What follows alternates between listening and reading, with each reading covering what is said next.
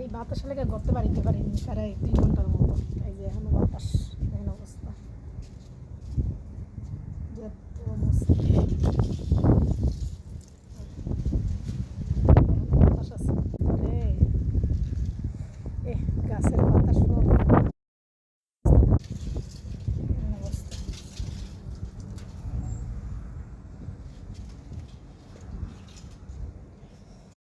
গরিবের কষ্ট দুঃখ বাতাসও বোঝে না। 3-4 ঘন্টা লাগায় বাড়ি ঘুরে বসে করছি, আমি সেই একই অবস্থা।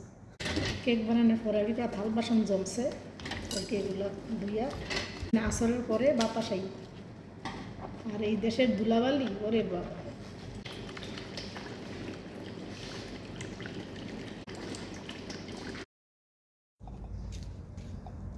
অবশেষে চা বিস্কিট নিয়ে এলাম আর বাচ্চাকে দিয়ে আসলাম।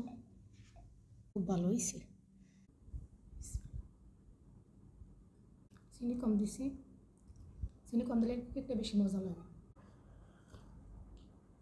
সুবহানাল্লাহ, চাটা অনেক মজা হয়েছে। আমি আবার একটু কড়া লিকারের চা পছন্দ করি সবসময়।